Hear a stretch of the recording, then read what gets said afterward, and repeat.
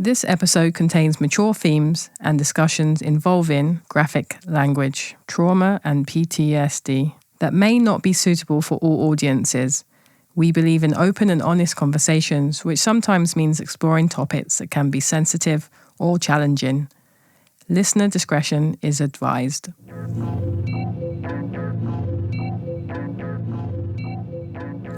My name is Shantell Martin, and I'm the host of What's the Point? This is a conversation series dedicated to exploring why artists create art and the forces that influence us. Join me as I sit down with artists and friends to talk about their reasons for doing what they do and why they continue to create. Today, I'm super excited to introduce Hebru Brantley. Hebru is an artist known for several different mediums, known for storytelling, painting, sculpture, and much, much more. Originally from Chicago, he now completes his bright narrative-based work from here in Los Angeles. Hebru, welcome.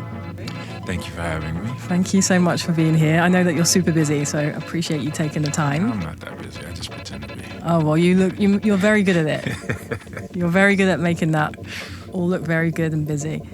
I'd love to start just by learning a little bit about your name, because you don't meet many Hebrus out in the world. So Hebru is actually my middle name. I have a hyphenated first name. It's really weird. But my father, for some reason, wanted me to have the initials JP, like JP Morgan and Rockefeller and all those other guys. So my first name is Jarrett Perrin, and then Hebru, which my mom gave me, is my middle name. So yeah, that's kind of the weird origin. You wear a Hebru much better than a Jarrett. Yeah, it's you know, when you're younger, like you kind of I hated it because it was just so weird, right? And then in my family, when I was younger, nobody called me by my first name. I always called me Perrin. Or they called me the second part of my first name, or they called me, what was my nickname? It was Punga. It was just really weird, and I really hated that. But as I got older, I kind of learned to embrace the uniqueness of Hebru, and here we go. Yeah. Okay, there you go. So also a hyphenated first name, very unusual. Very unusual. I don't think I've ever heard of that. No, I just think there was a lot of drugs involved. Yeah. Both parents kind of...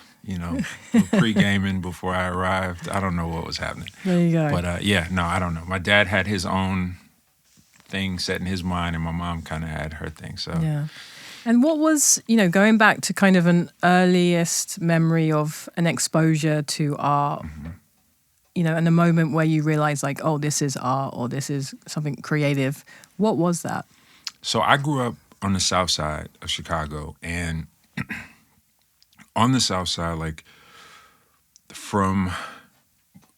there's different south sides, right? And there's like kind of like the low end, which is, it goes by numbers, right? So low end is like Bronzeville and, Hyde Park, that sort of area. It goes by numbers like zones? Or? So numbers from like, I grew up on so for example, I grew up on 32nd Street, okay. right? And then the further south you go, the higher the numbers. And my grandparents on my mom's side lived on like 87th. So from my house to theirs, when you travel the south side and you go Lakeshore Drive and you're down Stony Island, all of these really like historical streets were littered with like Afro-Cobra murals. And, there was a movement in Chicago that had happened in the 70s, around the time of like, it was 60s and 70s, but 70s of, the Operation Push era. And, even my neighborhood in Bronzeville, which was a historically black neighborhood back in the day, it was one of the neighborhoods that if you were affluent and black, that's where you lived, right? And so the history, which was primarily lost in certain parts, was told on the walls, right? And then, in a lot of these... like the black neighborhoods, you typically get your MLK or your Martin Luther King mural, right? Like that's probably as far as you go. But in some of these neighborhoods, it went further. It told, there was like sprawling murals. It told like, the history of the struggle, revolution, the history of Chicago, Operation Push, the history of a lot of, showing these freedom fighters, showing the Black elite, a lot of the soul singers and the folks that had come through Chicago or grew up in Chicago but had gone on to see, major success in the industry. And what was Operation Push? So Operation Push was started years ago, and it was just an organization to basically help Blacks, like Fred Hampton Jr., I might totally mess up the history, but it was a staple in Chicago, along with a few other organizations that you kind of grew up hearing about, just like the history of Fred Hampton or the history of Emmett Till, right? Those were things that, like, as a young Black kid in Chicago, those were things that you don't really remember when you heard about it, but you kind of felt like you always knew about it, right? Because it was one was a cautionary tale, right? And then the other was more a tale of hope, but ended in tragedy. Yeah. And so, just being, again, the Emmett Till story was always prevalent because of the racial divide, especially in Chicago. Chicago was so segregated that as I got a little older and started to travel, take the bus by myself, it was just that thing of, like, be mindful where you are, right, as a young Black man in Chicago, and, keeping that story of, like, this Black kid who was in an unfamiliar space from here who basically got lynched and murdered simply because of just who he was, right? And, again, these were things that just were very prevalent in my youth, but traveling between, again, my grandmother's and my house, I would see all these murals. And that was kind of like my earliest memories of art, like on walls. And it wasn't until I got older to where I kind of realized, like, the power of it, because it also stood for me at a young age, stood as landmarks, right? That's how I knew how to navigate my city. It was like, oh, that's by the such and such mural, or that's by, you know what I mean? Yeah. And so that kind of helped, but there was a power in that too, right? Because, I was a curious kid, and I think that also kind of inspired me to learn more about my people, my culture, and my city. And so, yeah, it was just, that was sort of those are my earliest memories of seeing that. And then that sort of, as I grew older, coming into, 8th grade, freshman year of high school, it was the consumption of, like, graffiti culture, right? And that was, like, everything, because that represented sort of a defiant kind of punk, I don't give a fuck. Can I curse? Yeah. Okay. Like, I don't give a fuck about, like, I'm bucking the system. I'm, it had that angst that every young person has. And that's why I really took to it. But in Chicago, spray paint was outlawed. Like, it was illegal to have spray paint or to sell spray paint in the city limits. So you had to go other ways to try to get it. And it was a whole thing. But that was, like, my intro to art in a way. And when were you growing up? In the 80s? In the 80s, yep. Yeah. Mm-hmm. And it's interesting, these icons, these histories, these moments, it was a part of your architecture. You moved and navigated around these murals. And I kind of love the idea in the sense that, these were people and places and stories that you lived with and walked past and kind of, thought about unconsciously or consciously. And then in a way, then you got to see kind of this graffiti movement kind of come up. Yeah. But even at a point where even buying spray paint in Chicago is illegal. Mm-hmm. It was, there was, like, a romanticism with graffiti because it was so, it was dangerous. It wasn't sanctioned. It was outlawed. And, living in Chicago for culture, and I've said this many times, but, like, culture has always, in the United States, has been dictated sort of inward. Like, you have New York, you have LA, and then Chicago, it would trickle inward into Chicago as, like, the little brother, right? And then filter on through the rest of the states. And so there was, like, this romantic idea of, what graffiti culture started as, which was like, young guys looking for a way to express themselves, hopping on trains, breaking into train yards, tagging trains, whole cars, this whole, getting their name out there, representing where they're from, representing their crew. And that was just it was just, oh man, it was everything, right? And I just didn't have a crew, Yeah, right? Like yeah. I didn't have a squad. I was younger, but I had an older like stepbrother, and I would see how, and he kind of walked in between like hip hop culture and skater culture, and with that was like, it opened up more to me because it wasn't so limiting as like one thing, right? Skating culture was starting to really start to form outside of like Los Angeles. And with that comes all types of, this is pre-internet, right? So it's all this stuff being thrown at me, these different, films, books, just having access now to all of these different things from around the world. It just was, man, it was like it was feeding my soul, right? And it Yeah. was just kind of really feeding that hunger that I had for like something more, something different, right? Because I also grew up in like a sports family. I love sports, but like, it's not the end all be Yeah. all, right? And with a majority of my family members, that's all it was. It was work and it was sports. And sometimes those two were the same. But for me, I wanted more and had a bigger appetite. And so falling into these cultures allowed for that. Yeah. And where were you, younger, you're going to high school? Where's your high school? What does that look like? What's the demographic of your school? So I went to a all boys Catholic high school. Oh, wow. That sounds tough. It was an experience, but it's one that like, if I had to do it all over again, I probably would, right? Because it took certain pressures off, right? And just, when you go to high school, a part of that is like performative, right? If you're especially going with like, if it's girls or, that pressure of like, what am I wearing? How do I have to be every day? But when you're just around dudes, we're all idiots, and especially at that age. And so it took the pressure off, and I could just be me and be left alone. Because we were all wearing the same dorkish clothes. We were all, a part of this same thing. And so, but, it was like a traditional thing. My pops went to an all-boys high school. I had to do it, right? It builds character, son. But within that, there weren't many, like, it was, the minority of the school was white, like Italian, or like Irish Catholic.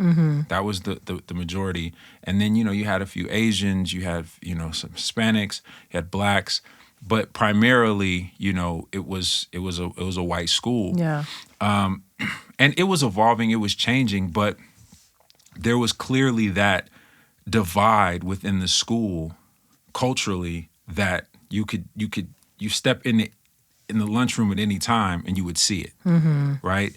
And where the school was, it was in Bronzeville, but right across the expressway, 4 blocks away, you enter into an entire different side of town, which is called Bridgeport, right? Which is known for sort of, just being, again, this mix of just whites, Irish Catholic, some Italians, and that's it, right? And you'd be damned if you were of, African American or Latino descent to be over there at a certain point in time, in the evening or whatever. So that mentality was coming into, the black side of town, and having, we'd all sort of thrown together. And I don't know, it was an interesting mix. And, I learned a lot about, I think, myself and, who I aspired to be as a black young man growing up, because I was forced to deal with race every day. So It's interesting because, I have a similar kind of experience, but different. I grew up in Southeast London, very white, working class, but I went to school in a middle class area. And, that playground, the school is majority white, but it's kind of segregated, like, oh, you're the poor kids, like you're those kids. And it's even funny when I think back at that age, kids would say to me, oh, Lisa, I own up my own house. And you're like, you don't own your own house, you're a child. Right. But you can see where that was coming from for Right. the parents to create that difference. And that was within race, and that was within class, within England. And I grew up in like one of the most white, racist, working class parts of the country, but I was like brown with an afro. Right. And so every time walking out of the house, someone is looking at you in a different way. Right. They're treating you in a different way. And at that age, you don't really know, because like you say, it's like pre-internet, it's pre all these things. You just know that you're different somehow. Yeah. And for myself, I would go home and I'd draw and I'd write, and that's kind of how I dealt with that experience of being different. At that age, were you using art in a way to explore, understand your environment? Art was literally all I had. For a few reasons. Like, I grew up in a big family. Again, the family, excuse me, my grandmother had 14 kids, right? And out of those 14 kids, this is on my mom's side, it was majority boys, or they had, my aunts and uncles had majority boys. And, out of that, everyone's goal was NBA. Everyone's goal, right? Even if they didn't necessarily believe it, it was the thing that was like fed. It was just like this doctrine of like, you are going to be tall, you have to go. And for me, like, I didn't give a shit. Like, I was, a latchkey kid. Like, I grew up single mom. My parents were never really together. And so, to occupy my time, art became the thing that I just like dived into, right? To take my mind away from the bullshit, from family to my environment to whatever, I dived into art. And, even when I would spend time with my pops, like, my father never understood art. Yeah. Right? Like, even my want to do it. It would just be a thing, oh yeah, he's over there doodling or some shit.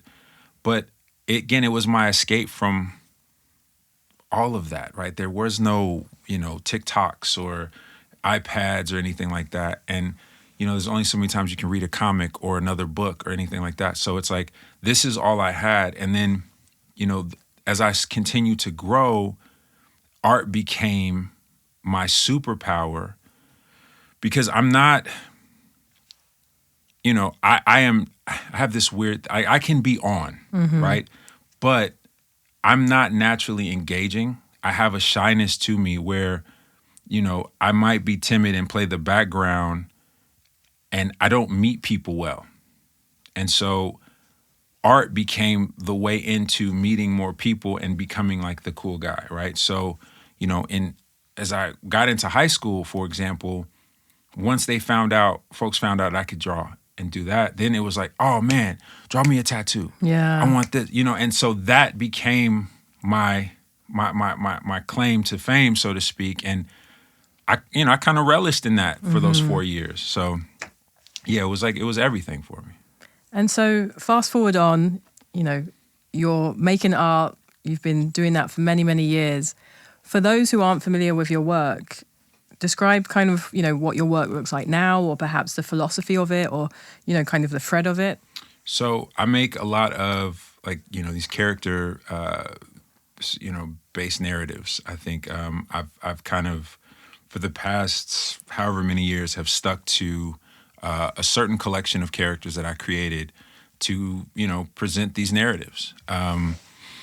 When I first started making work, I think that just like most who do it, it was an imitation. It was a poor imitation of my favorite artist. And one of those being like Basquiat, right?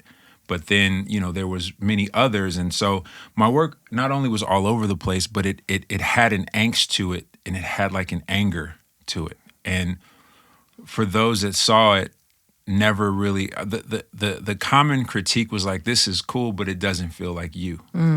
And again, I grew up, and I've said this a gazillion times, so for the listeners out there, I'm sorry. Just have to, you can skip through this part. But I grew up on cartoons, comics, and looked at that as a really powerful way to tell a story, right? To articulate an idea. And that was sort of just my natural way in of like, I didn't know how else to do it other than to take a little bit of like the Charles Schultz Peanuts route, right? Where it's like these characters, though they look like children, are dealing with things that are so far above their station, right? They're dealing with, this idea of like, existential dread and this, just these problems that we internalize as adults, but it's not even to say that kids don't have them, but they just don't necessarily know how to fully articulate them. And I just thought, again, there's a brilliance in that, there's a power in that, and that was the language I was most comfortable speaking, right? And so that's kind of where that was my jumping off point and kind of where I've been circling around for for a long time. For a while, yeah, for too long. Well, not at all. And I think, you say for too long as almost as a joke, but I think as artists, we have these recurring cores and themes and patterns that are innately us. They're our fingerprint, they're our identity. They're a part of our skeleton. They don't go away. And I think there's sometimes this pressure on artists to evolve or change or do something different. But we have a fingerprint, and that will never go away. And it might evolve or change or minimize or look different in different aspects or chapters of our life. But there's going to be a core that if you're being your true self as an artist, that doesn't go away. And something I've said a lot, so apologies for listening to this if fast forward too, but I'm obsessed with this idea that we all draw as children. You said your dad didn't get art, but I'm sure at some point he was creative or making art as a child, because we're given that gift to create with our hands, to use our voice, to use our body. And I think we're given that gift as children so that we can calibrate ourselves with the world around us, so that we can connect our head to our heart, to our hand, so that when we are children and we are angry and we are having these existential crises and we don't know what to do with ourselves or the world, we can pick up a pen and draw and write and get it out. And perhaps that's why like some of your work at that time was angry, because there's moments or things in your environment that you don't understand, but you have the gift of picking up something that's tangible to extract that. And that's magical. And I think we should encourage that so much, because if you don't extract that anger, you don't extract those questions, you don't extract those contemplations, where do they go? Right. Inward. Yeah, they go inward, and then you start being angry in different ways. And we see that, I'm sure you grew up with people, and I've grown up with people that didn't pick up a pen, didn't use their voice, didn't run with their body. And that anger came out in other ways. Yeah. For sure. I jokingly always say that I'm like David or Bruce Banner. I'm always angry, right? But I'm able to release a lot of that through just working, right? Wait, creating. So who's Bruce Banner? The Hulk. Oh, okay, Hulk, yeah. Okay, there you go. See, I know him as a Hulk, but Yeah, I'm the other guy, not the not so strong guy, although I am a giant in real life. But yeah, I think that I totally agree with you. I have 3 kids, and I have 2 younger daughters, and that is a big thing, right? And it creation allows you to live outside yourself, right? While you're channeling everything through you, but you can live outside of all the other shit. Yeah. And I see that in them where, when things become hard to communicate, or there's a level of frustration or boredom or whatever that is, to give them something and then just let them go, right? And there's a freedom in it, and it's so transformative, even, within minutes, where you can see it's like a, and a weight is pushing off, because it's all being pushed through, like you said, head, heart, hands, and out, right? So I totally agree with you. I think that that's, it's something that we're all given, but a lot of us lose. One, through maybe lack of passion, lack of nurturing, right? Lack of understanding. And also education. We go through an education system that doesn't encourage that. At all. And then it says it should look like this and it should look like that. And if it doesn't, and you're using your own imagination, then you're not doing it right and you can't and someone else can. Right. And then That's you end true. up with an adult that feels like they can't draw, they don't understand art. But they do because we all do. Right. That's real. That's real. Yeah. Where are you making these days? Where's your studio? So I am in Los Angeles. I'm like I'm on the what side is it? I'm kind of close to downtown Okay. Los Angeles. So yeah, I'm making. I don't know. How's LA been treating you? LA's been good. I moved to LA, coming from Chicago. I always had trouble in the months between like January to May, right? And a lot of that, it took me, I'm a little slow, so it took me a while to figure out, but a lot of that was due to the weather, right? Like the lack of sun, and, coming out to LA where, we have more sun, it's the weather's not as harsh. It's been so great for my creativity because, I don't wake up mad. Like I don't wake up cold and freezing and then have to go outside and shovel snow or scrape snow off of a car window or, wear 3 layers. And Chicago doesn't mess around in the winter. Not at all. Yeah. I've heard it's been a little lighter, thanks global warming, but still, no, it doesn't mess around at all. And so I just decided that I needed a change. And luckily, my wife was good with it. And, I ended up bringing all of my people with me and just transitioning. And, another big part of that transition was that I wanted to do more in the creative space. And more included, film, television, shorts, things of that nature. And it was easier, I felt, to do it here, obviously, more than Chicago, on a lot of different levels. But yeah, that was that was the reason. And how long ago was that? 6.5 years now. Okay, 6.5 years ago. Yeah. Okay, so there's some hope. I'm There's still hope. easing in here, so it's nice to hear that LA's been treating you well. Yeah, I mean, I think it was a little hard at first. I knew who I knew, but I think it's hard. Well, it was hard for me because, I come in as a family man, and when you're a family man, you can't, or maybe you shouldn't, move around a certain way, and again, I have to be attentive. I got to be with the kids, and I think if I was single or if I was a bit younger, I'd be able to move around more, and make more connection with people, but.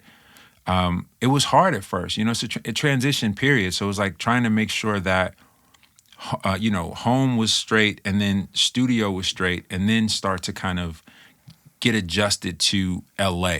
Yeah. And the people here and, just the different pockets and all of that. So I think I can say, with confidence that I'm fully adjusted and I really love it. I really like living out here. Yeah. And so you said you had 3 kids. So how old are they now?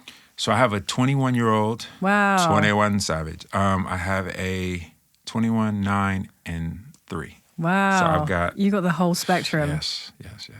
Wow. Yeah. So it's crazy. And yeah, the 21-year-old is, he's studying film right now.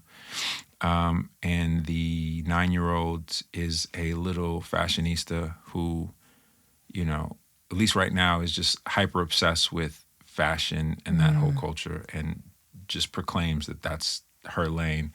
And then the 3-year-old is just a demon. Yeah. And so, You've got your work cut out. Yeah. So the 21-year-old's following in your footsteps in a way, because I believe that you studied film. Mm-hmm. I studied film, but he also, I think he's a really gifted illustrator. And he started freshman year. He went to Otis, where Kerry James Marshall went. But he didn't really love it. And just he felt his passions lied, I think more heavily in film, and there was a lot more question marks, I think, for him in that space. So, he just decided to, educate himself there because, I think he's still very passionate about art. He does a lot of illustrative projects. He does a lot of short film projects, animations, things like that. So yeah, it's just, getting another little tool in the kit. Because what about yourself? Because you were heavily drawing, illustrating, but then you went into film. Mm-hmm. So what was your kind of thought process there? Well, initially when I was younger, I wanted to go to art school, but it was no way that I didn't want to go into debt, like heavy debt, and that was like the horror story I got from all of my older cousins. And so the only way that I could afford school was to obviously work, do what I needed to do, but then my parents or my dad try to help me. And the only way he was willing to is if I went to, a regular 4-year university with the bells and whistles, right? And he didn't believe in art as a major or as a area of study. And I kind of wore him down, I think, with this idea. Film has always been my first love, truly. You talk about escapism, and for me, that's kind of, that was my way of not dealing with family shit or, all of this other trauma was like, I would sneak off to the movies. Yeah. And I was the kid, I wasn't, I would go by myself. Right? Like it didn't bother me not having somebody with me. It's actually kind of better because I didn't have somebody talking, yo, what was that? What, it's like, so, but film has always been a level of escapism and it's always been the first love. So the compromise was I can go to film school, and I think he thought that at least I could have some sort of stability working, being a gaffer, whatever, a PA. But, there's a lot of productions going on. He can find something. And I was a huge fan of Spike Lee. And so I went to, instead of going to Morehouse, because that's another all-boys school, couldn't do that again. I went to Clark, Atlanta. And I went through the same undergrad film program that Spike did. So. And what was the outcome of that? Nothing. No, it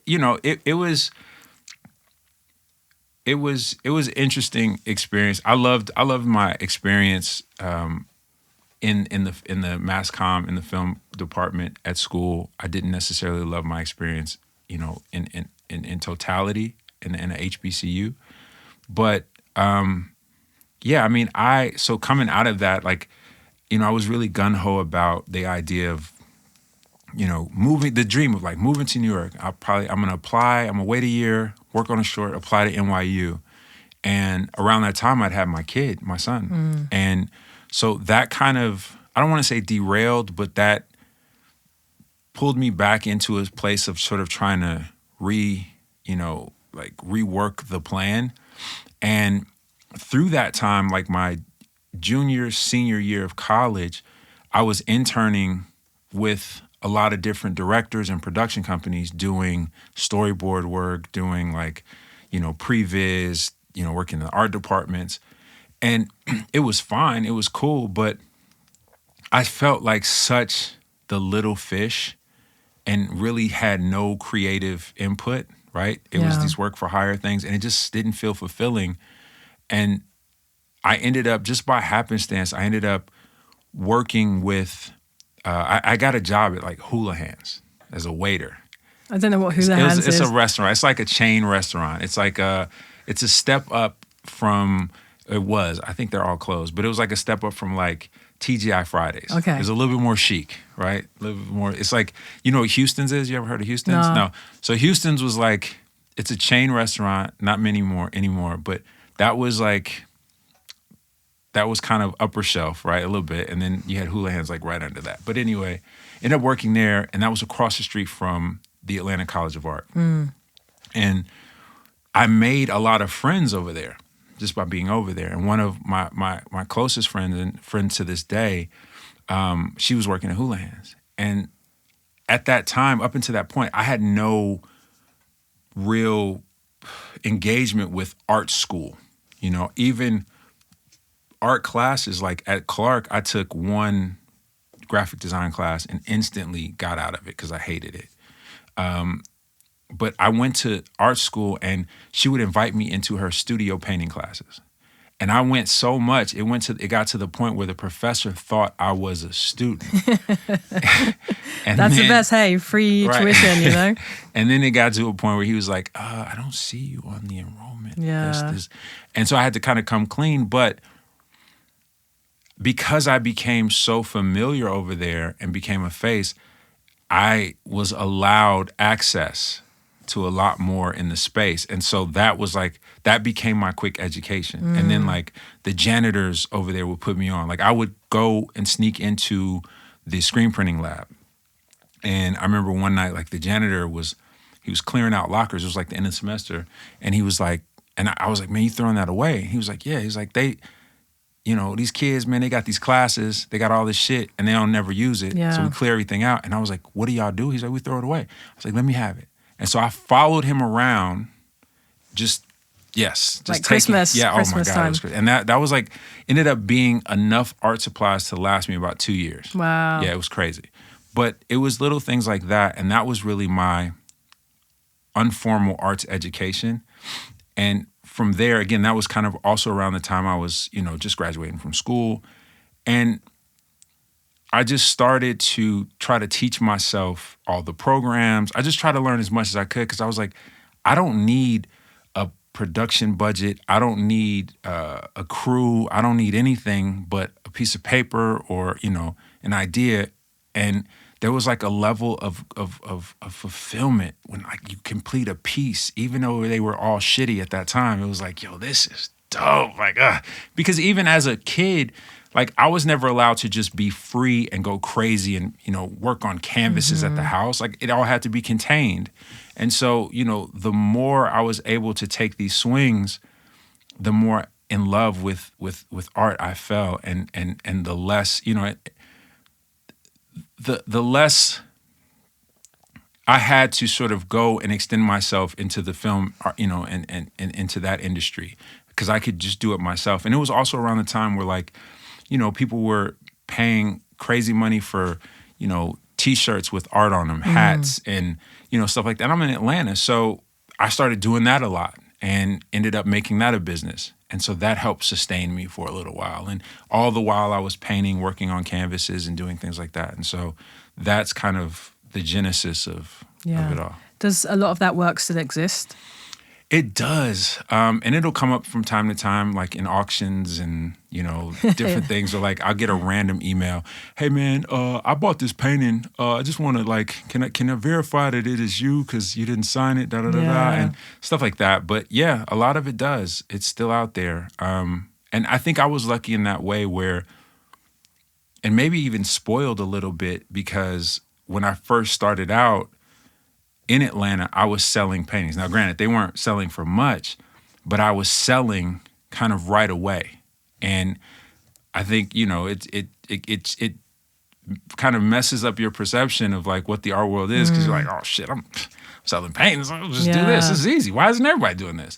But I think, a lot of that was also through like the relationships that I had built over those 4 years and 5 years of being in Atlanta.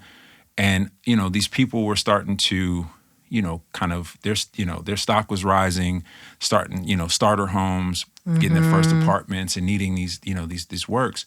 And so it worked out in my favor in that way. But it was a great confidence builder that like I had something, right? Yeah. I didn't know exactly what, but I had something and I was able to kind of build from there. Because like you said, that was a long time ago. So perhaps the work wasn't as confident as it is now, but people were still buying it and interested in it and it was going out there.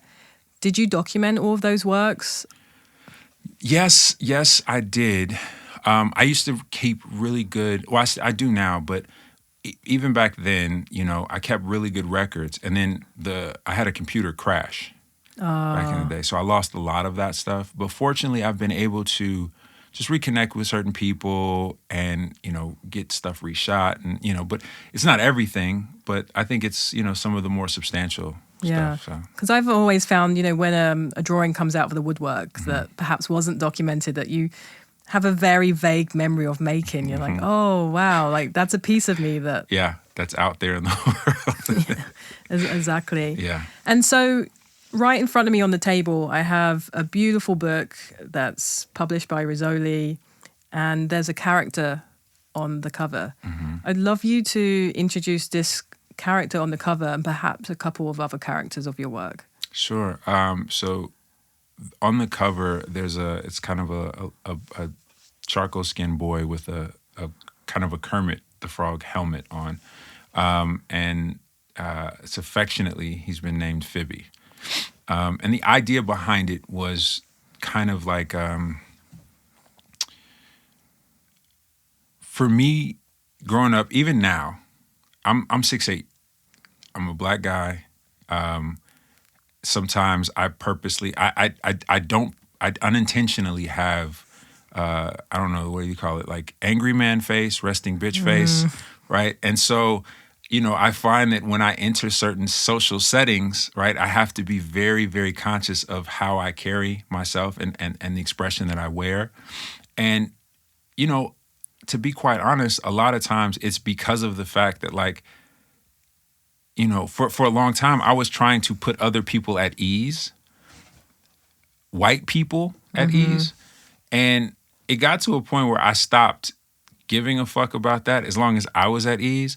But I think that this character kind of represents that in the way of, there's a sense of like, there's this ridiculousness to it, right? There's a black kid wearing this big ass frog helmet. And it's a way of like, it's disarming people upon approach, right? Yeah. This guy can't be that serious. He can't really take himself that serious. Oh, he's fun, he's jovial, he's a good black. It's an entry point into a conversation or someone feeling safe. And it's a conversation about, I think that, right, is sort of where the idea for this character kind of started. Someone that always has to be very conscious or in that mindset of like how they approach because of how they look, right? Like I have homies that are very dark skinned and, I've been in situations where, without speaking too deep into it, but where like, they needed help. Yeah. And couldn't get it simply because of how they looked, right? Or the tint of their skin. And, I've been in situations where like I've had friends send me in, right? Like, man, you are the lightest one in the group. You go in. You'll get a yes, right? And we, as opposed to us. And so I think it's just it's a comment on perception, on comfort, on I don't know, I'm a lack of words, but I think it's just it is that conversation of like how we see people and how we perceive people to be versus how they are. It's like the baggage that we carry around and that we project onto others. I sometimes tell this story of going back and visiting my mum in Southeast London, as I said earlier, very white area. So I moved out for university, so a lot of people didn't know that, my mum's white, my stepdads are white, so my brothers and sisters are white. And I went home to visit one day, and I'm walking into my mum's house, and I just hear a girl outside screaming. And she was shouting my sister's name, like, Lisa, there's a black girl going in your house. Oh, shit. And then I just turn around and I see my sister Lisa looking really confused. Like where? Right. And then the girl's like, there. And Lisa's like, that's my sister Shantell. Like, she's not black. Like, what are you talking about? And it just showed me like the baggage that we bring when we see people. Based on our past experience, our exposure, our internal family structures. Yeah. You have two girls there, two white girls the same age. One of them sees me as a threat and as danger, and the other one sees me as just her sister, someone from the family. And I think on many different levels, like we have this baggage and these assumptions and projections we project on people. You know, you're tall. In a way, that's a responsibility because you'll never go unnoticed. Right. And that is a responsibility for yourself, but everyone else is putting a baggage on you. Yeah. Yeah. Because now they're projecting on you of who you might be or what you might represent based on just noticing you. Mm-hmm. And I think those are things that we all need to consciously, subconsciously check and just see people as someone that we can be exposed to, we should be exposed to, and just another human. Yeah. I mean, it's hard, right? It's hard for, I think, people to do that. I think it'll, you know, there was some statistic that by like a certain, you know, time in America, you know, there will be no pure like white person, or, you know what I mean? Like all of the races will sort of blend and just make the American, right? But until that happens, I think that, you know, you still have people, it's ignorance, right? It's ignorance because it's a lack of experience and a lack of, you know, if I live in a neighborhood, I don't have any black people in, you know, when I see one, I'm only drawing reference from those that I've seen either on television, on, you know, movies, in music, blah, blah, blah. And so, and a lot of those images, you know, being honest, aren't great, right?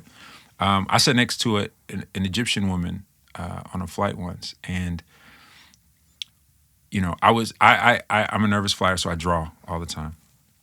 And she spoke to me, she was like, this, you know, it's really, really beautiful. And we started talking. And we talked, you know, periodically throughout the whole flight. And she told me, she was like, you know, I've always had such a negative view of Black Americans because of what I've seen, right? But not what I've experienced.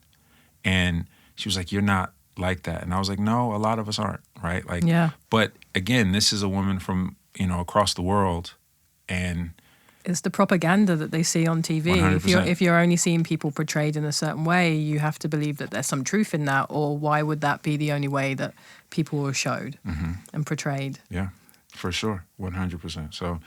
So yeah, so that's Phoebe, my guy Phibbs, and then I think the more notable character is like Flyboy, obviously, and the counterpart Lil Mama, and again with all of them, the trio, it's always sort of been you know, a Charles Schultz, like, you know, Charlie Brown, Snoopy, Lucy type of vibe. But the idea, and I've said this a gazillion times, is like the idea of Flyboy kind of comes from history, right? Tying it to the Tuskegee Airmen, but giving it sort of a modern take and making it feel as though it could, it has existed and obviously continues to exist in the world and in the zeitgeist of all these other, let's say, leading, you know, personalities and heroes, right? Like, I think that that's a common theme within all of my work, is like the conversation of heroes and heroism. And it ties back to what I grew up on, right? Like, I'm a huge fan of iconography. And when my leaders, Black leaders, become iconography, right? And as an identifier for a neighborhood, you know, a destination, you know, the Martin Luther Kings of it all, the Malcolm X's, it becomes, you know, obviously they're iconic within their own right, but that image becomes iconography. Yeah. And so, you know, I have always sort of strived to create something with a bit of the same intent, but to have deeper conversations around that idea and use them to do it. So almost the symbols within your characters of what they wear and what they represent become windows into having perhaps tougher, harder conversations about this universe, you know, identity, race, people's experiences. See, I need you to kind of, we'll record that. I'll get that soundbite. I'm going to just start playing that at my shows. Just let that ride. Because obviously you say it with such more grace and elegance than I'm like, yeah, you know, I just create some shit because it's iconic. But yes, I mean, effectively, that's it, right? It's like, I also wanted, like, I've never, you know, you have certain artists that make amazing work that you couldn't pick out of a lineup, right? Like if they were sitting next to you, you probably wouldn't know that it's that person. Then you have others that the artist almost equal or more than the actual work that they create. And for me, I don't think it was ever about like chasing this idea of like being known or being a celebrity. I wanted to create work that became identifiable, right? And it connected, right, to me, but the work was in front of me. I sort of stood behind it. Yeah. And it's a delicate dance, but I think that like, yeah, it's creating iconography, right? I think that there's such a power in that where, you call it pop art, you call it whatever, but, my entry point into fine art, into high art was through pop art, right? Because I go to museums as a kid, if I'm honest, a lot of that stuff I didn't connect with because it felt so like far afield from where I came from. Mm-hmm. I wasn't brought up to understand it, right? And so the things that I connected to weren't things that were based in theory, but more things that had like a strong aesthetic. And, again, like the Herrings of the world, the Warhols, like, the Mount Rushmore of the pop artists. Yeah. That was my entry point into art because they did things that were relatable to a young Hebru Brantley. Mm-hmm. And so that's what I know. And I think that there's a power in that. And granted, pop art had a time, and I feel like, it's been renamed and repurposed as street art. It's been, folk art. It's been all of these different things. But, I think that if you give a kid a page of logos, right? A golden M, a green circle with a mermaid, like they know, okay, that's McDonald's, that's Starbucks, right? And it brings me immense joy when I get pictures or videos from teachers, grade school, high school, college, and they're doing art history lessons. Yeah. And these little kids are just enamored, and they've done all these Flyboy or Little Mama drawings or paintings. And if I can be a conduit for them to enter into an understanding of fine art in that world, in that space, man, that's what's better than that. Mm-hmm. So again, it's creating things that maybe aren't fully iconic in the sense of the word, but have the iconography and the relatable imagery that connects to, Yeah. No, I love that. And we had a previous guest as well, and also her work has been taught in schools, and, my work's been taught in schools, and your work's been taught in schools. And, I think the thing that I love that you've done so successfully is, like you said, the iconography and the symbology of your work. You create character-based work as well as many other things, but a character essentially, in the most part, has 2 legs, 2 arms. Mm-hmm. It looks like us. But you see your work for a split second, Hebru. Mm-hmm. And I think that's because of the color palette. It's because of the characters themselves, the way they look, the way they hold themselves, what they're wearing, mm-hmm. the context of where they are, the subject or the materiality that you're using. Yeah. Those things you can tell have all been carefully considered and curated. And it looks, feels, sounds, moves, is you. Yeah. And, congratulations on that, Thank you. Congratulations on being you. Yeah. Tell us a little bit about like world building, universe building, because you are building a Hebru universe and you have all these characters and they have these narratives and they are connected. What is that bigger vision of a universe? Playing God. No, no, I never realized I never sort of gave it a name, right? Like world building. And then, I would hear people talk about it in that way, in that context. And it's like, I guess, yes, I am. But I think it's the thing that I think about more natural than others, where it's like, I think about everything around. I think about the history of, right?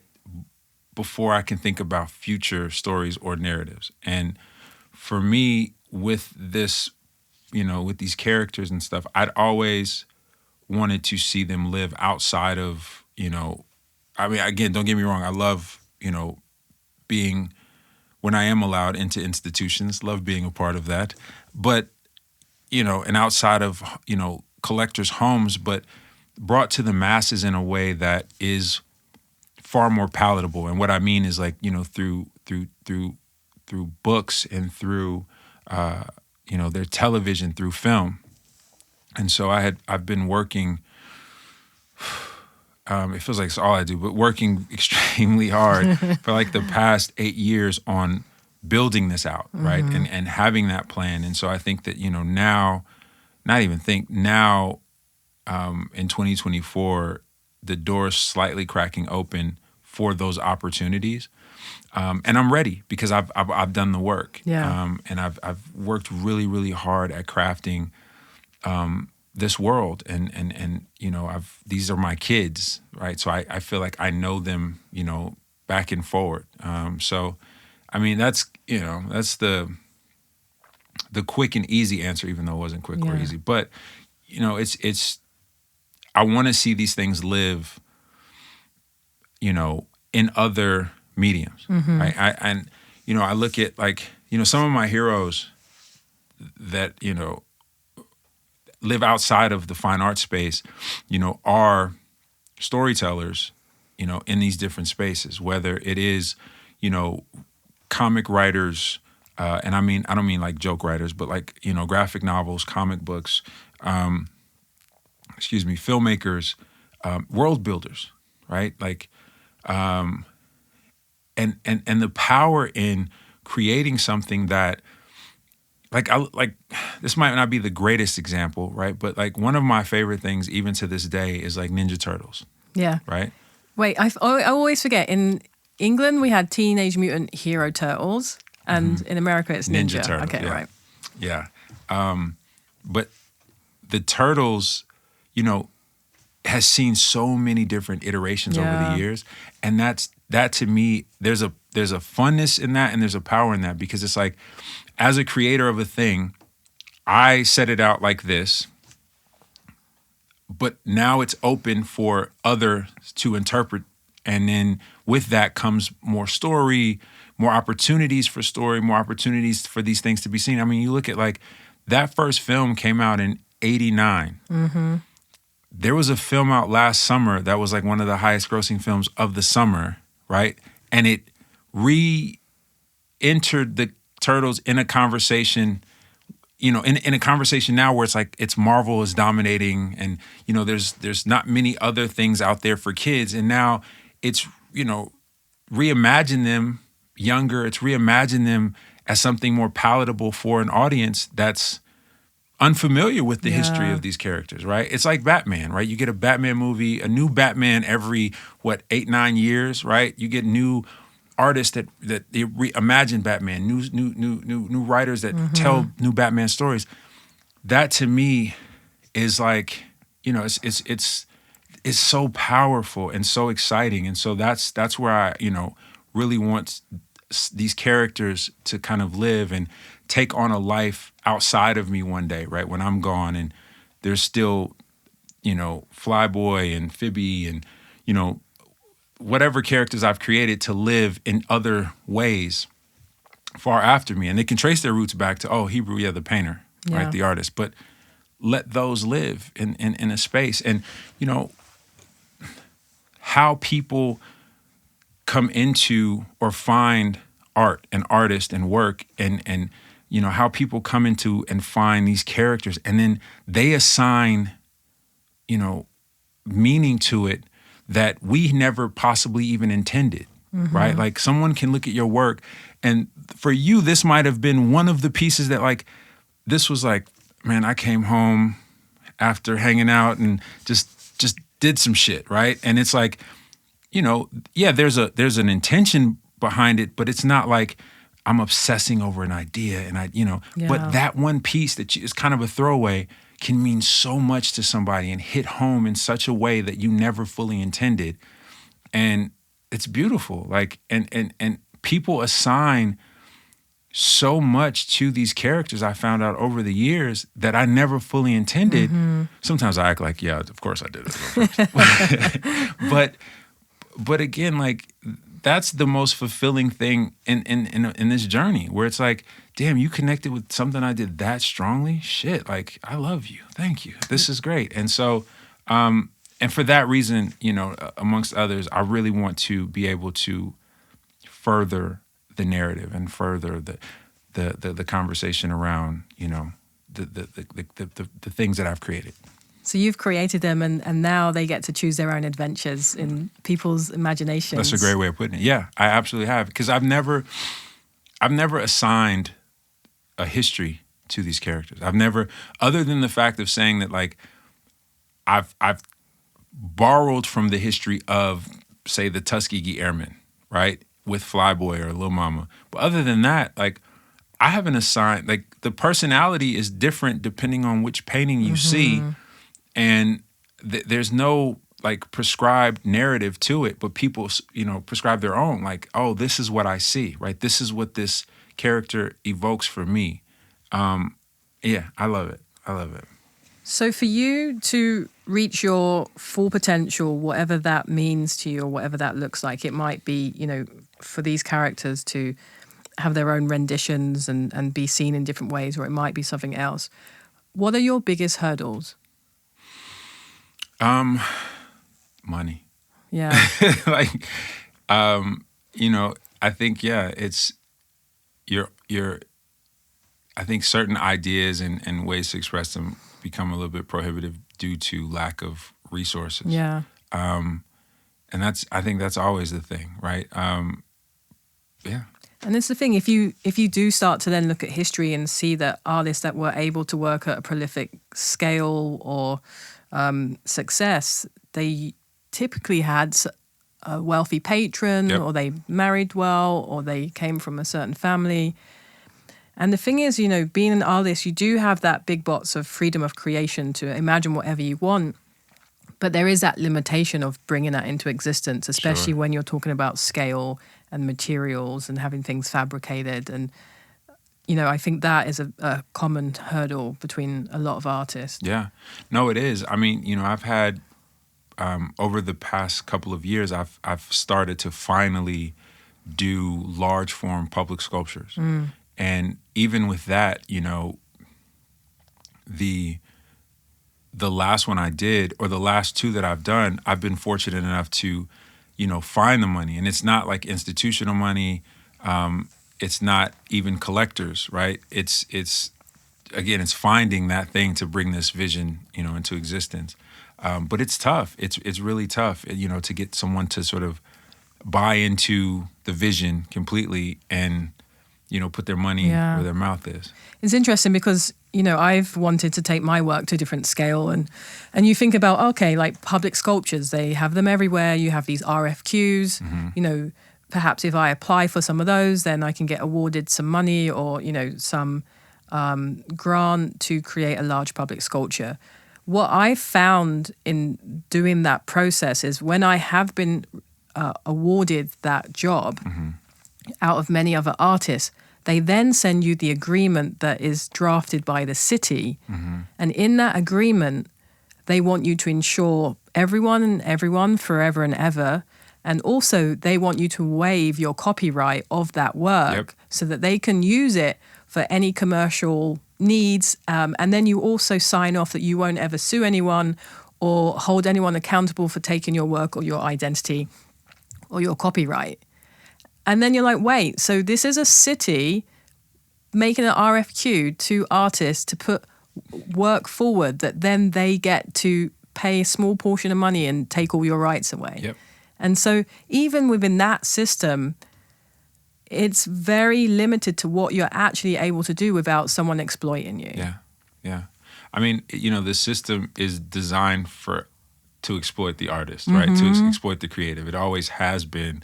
I think, you know, there's some outliers in that space that, like, have eked through that, you know, they're like, they're not to be touched, right? It's like, oh, they get to do. But yeah, it's tough. It's really tough because it's set up for you to fail. It's like, we want you, we need you to do a thing, but oh, by the way, if you do that thing, we own that thing, and you kind of sign all rights and privilege away. But we let you do it. Yeah. We let you do it. And so, yeah, it's really tough. I think, that has been one of the biggest obstacles. It's getting better, I will say. But for me, when it comes to collaboration and doing some of these projects, because I'm not playing that ownership shit, right? These are my kids. This is my blood, sweat, and tears. This is all I have. And I can't allow for, I'd rather not eat than to allow you to exploit what I have. Yeah. And so, it also helps when you have a good legal team, they don't take no shit. And so I've learned to, find that team and, they help with those conversations. Because if you're just the lone entity, they feel like they can, take advantage of you. And that's the thing. Typically, the independent artist is much smaller than the institution or the company that is requesting the use of their art. Yeah. And so that actually we bear the front of the risk because we're individuals. And a lot of these companies or institutions could bankrupt us many times over. Typically, my response to that is, as an advocate for the arts and the artists, I cannot sign this ethically and morally. It does not align with supporting artists, and this is why. These are the facts. These are some suggestions that you could do. Yeah. And so I give them the option of fixing that or remedying it and hopefully making that a better place for the artist that comes next time. You'll either get one or two responses, like, this is a standard agreement, we can't touch it. Or it's like, let's get on a call with your lawyer, we'll try and work this out. Right. So it depends. Yeah. No, it's... Yeah. So, let's talk about something a bit more exciting than, that. But that is a big part. That's an integral part of making things happen at a scale. It is about collaboration and it is about having other entities kind of work with you and pay for that and make that happen. But something that you made happen yourself is that we have a beautiful bottle of gin here on the table. Ooh, yes. The Old G. Can you tell us about this, please? The Old G, not OG, the Old G. It's sort of a delicate dance when I talk about it, because I don't want it to feel like, nowadays every celebrity and pseudo-celebrity has their own, liquid, right? And whether it's alcoholic or non-alcoholic. And for me, I just wanted, well, let me back up. I did a collaboration with Bombay Sapphire a few years back. And even before that, years ago, I participated in, they used to do this artisan series, and I had participated in that one.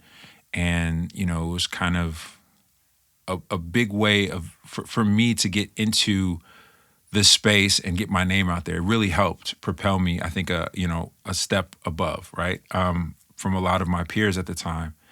And recently, a couple years back, I did a collaboration bottle with them. And with that, got to know a lot more people over there, but got to kind of understand a bit more of the business side. And, for me, my whole career has been operating with two hats on, which is the creative and then the business hat. And understanding what that is, and also understanding the economics around creation, it wasn't as much as I thought it would be. I think my apprehension towards something like that, one was I wasn't educated enough about it, and two was the fee to entry, right? Like, I thought it was a lot more. Yeah. And I've always wanted to have a spirit. I just thought it's like, selfishly, it's just some cool shit. Like, be around the homies, have a drink, and pull out your own bottle. Like, man, this is what we're drinking tonight. And then, I always wanted to design a spirits bottle, right? I've done the limited edition bottles, but something that's permanent and they sort of exist within the space. And again, this allowed me to do it. So, for the past 3 years, working on the bottle design, going back and forth on names, and then going back and forth on the actual liquid itself, right? How it tastes. And the reason I picked gin was because it felt, one, I like gin. I like gin with things, but gin was never a spirit that like I felt I could just drink straight, right? Yeah. Gin's got some bite to it, you know? And I wanted to try to create a gin that didn't have as much bite, but was a little smoother and could potentially be, you know, just drinking straight. And so thus I, you know, created the OG. Lots of different tests, you know, for several years. And then last year, right around this time, it's about a year now, we did a soft launch in May. And right now we're in, I think we're in New York, Georgia, Chicago, Illinois, California, and I'm missing one. I forget now.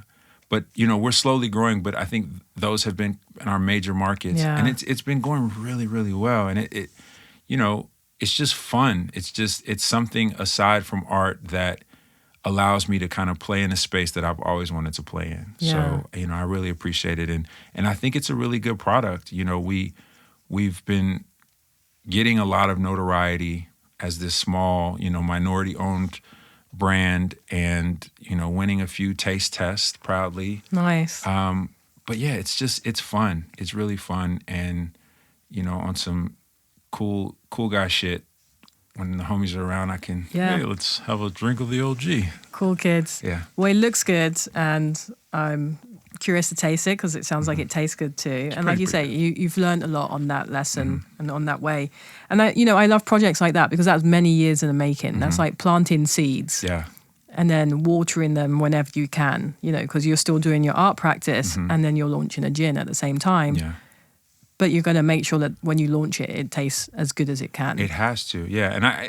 And I think on the other side of that too, like coming up outside of the institutional space or the gallery space traditionally, you know, I would look for any sponsorship that made sense for, like, in doing a show, right? You know, usually shows are like white wine, white walls, white women, right? And, you know, it's cool, but having the wine or finding a beer sponsor or something like that. But I'm like, man, how cool would it be if I had my own shit that I could pour for people as they come look at my work? I don't know. It sounds like a huge egomaniac right now as I'm saying all this, but no, you want everything to be connected. I do. You know, recently I made my own scent because I want you to come in and experience the work, but then, you know, have one of those other senses be kind of curated as well. And, you know, what you're doing is you're bringing in a different dimension. It doesn't seem out of place. It just means that you're expanding the dimensions of the experience. Again, you said it better than I could. So yes. We got to talk later about you just following me around to interviews and just like, you know, instead of like subtitles, I just whisper in your ear my answer and then you regurgitate. So what's coming up? What's around the corner for you? Around the corner. So this is the first year in, I think, 4 years where even in the pandemic, like I was doing shows, right? I was doing digital shows in Asia. I did something with Sotheby's there where, you know, we did an actual digital art show. So this is the first year I've really just focused on next year. Yeah. Right? Like taking the time to actually really work carefully and slowly on, you know, whether it's, you know, in my art practice, you know, with the OG, and then in film and television stuff. So I had started writing I started writing a screenplay. I'm a huge horror guy. Like I love horror in a really weird way. Like I love horror. Horror's like, I'll watch horror in the way that people will watch a comedy to wind down, like, or just I don't know, whatever. Horror is my wind down. Can't do it. And so I, you know, on the path towards making other things, you know, in the film space, I always felt like horror was an easy entry point for a lot of reasons. One, price being the main one, but also Yeah, lights down on everything. Right, exactly. And you can stylize a horror film, right? You can kind of flex a little bit, right? And so I wrote this film, and so right now it's kind of doing the dog and pony show of like going around looking for funding for this film. So that's kind of been the main focus, as well as last year I did a show in Tokyo for Nanzuka Gallery, and with the show, I ended up doing a short film to kind of, the idea was like to really tie the narrative, right? So it's a stronger narrative and people could understand it instead of it being so loose, like really intentionally saying, no, this is what I mean. And so I created this short film. It was a silent film that kind of beckoned back to the old school era with the dialogue cards that come up in between the action. Obviously put in more of a modern context, but I really enjoyed it. And it was the first time I've ever done something like that. And so for this show that I have coming up next year, the idea is that I'm going to do 3 more short films that correspond to some of the sculptural or structural work that's created in the space. And then show all of those, obviously what's in the space, but it'll give more context to the why of, and, hopefully entertain, right? And just add an extra element to a show that, because traditionally, I besides sculpture, it's sculptures and paintings, right? And I wanted to, I love film. I love, moving images. And so I want to incorporate that now into my practice. I just had a vision of being a kid, and when you go to the aquarium or something like the aquarium, but they funnel you into a room first, and then you watch the video, and then the big doors open, and then the show is revealed. I see something like that in the future. Very much that. It's even aside from the aquarium, it's like Disney. When you go on a ride, right? A lot of these rides, it's like we're gonna tell you the backstory and the why of the ride, and then we're gonna put you on the ride. And so it's a lot of that, right? It's I don't know, it's just fun. I just really, really love the idea of being able to express in that medium and draw it back to, again, the paintings or sculpture. Yeah. And so just to start to close up here, what do you think is the point of art? For me,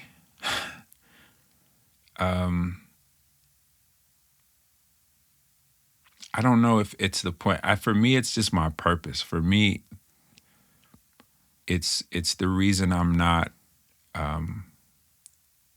locked up. It's the reason that I'm not,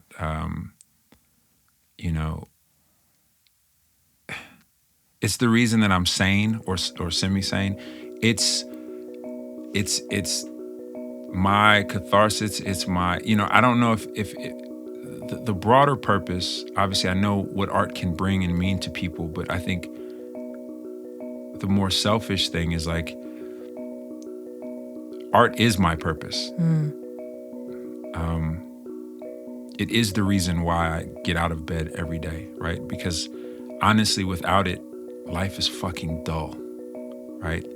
Without the opportunity to create and make some stuff, what is life? Like, the fuck am I doing here? I don't know.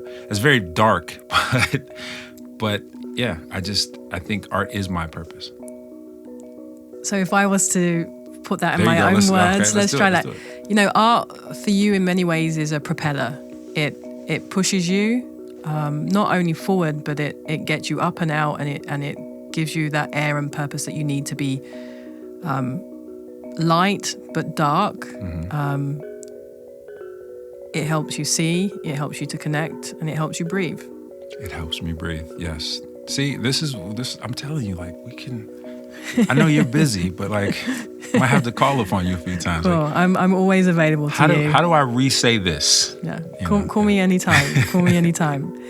And where can we find out more about your work? Where can we, follow you, support, all of those things? Usual stuff. So social media, Instagram, Hebru Brantley, Hebru, not Hebru Brantley on Instagram. You can Google me, bitch.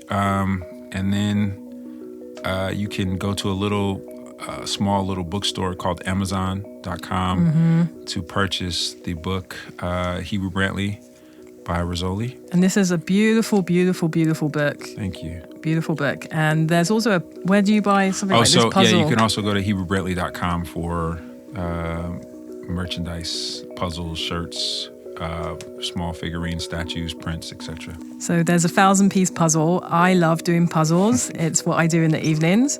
And I can tell by this puzzle I won't like you by the end of the week if I start this. Thank you. Thank you so much for coming in today. Thanks for having me. This was fun. I've loved talking to you. Thank you. Thank you for listening to this episode of What's the Point? Recorded at Spotify Studios in Los Angeles. Check out our website made by eat.studio. Grant Alexander Peters does our theme music, engineering and editing. Research and pre-show preparation are done by Vern Molidor and Joyce Adams-So from the Shantell Martin studio team. If you like this episode, please consider subscribing to the podcast and leaving a nice 5-star review. Don't forget to check out the show description for more information on today's guest. And you can follow myself and the podcast on Instagram at Shantell_Martin. What's the point?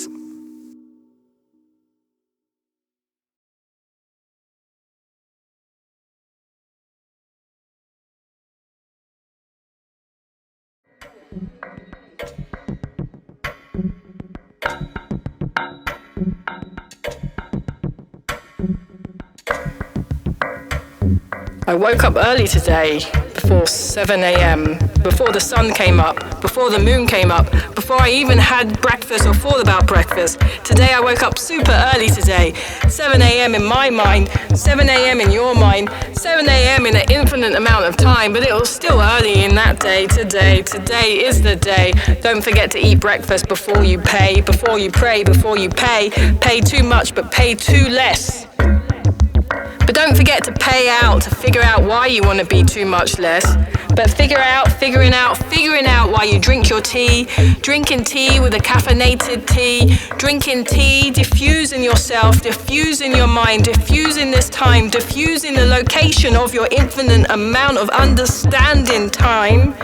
Thinking about this, thinking about that, thinking about this, thinking about that, waking up too early, going to bed too late. Thinking about this, but it's already far too late. Drinking your tea, eating your breakfast, eating your tea, drinking your breakfast. Approval, permissions, approval, emissions, approval, exlitions, approval, emissions, approval, emissions, approval, its missions. I'm putting one foot in front of the other. I'm putting one foot in front of your brother. I'm putting one foot in front of your brother. I'm putting one foot in front of your mother.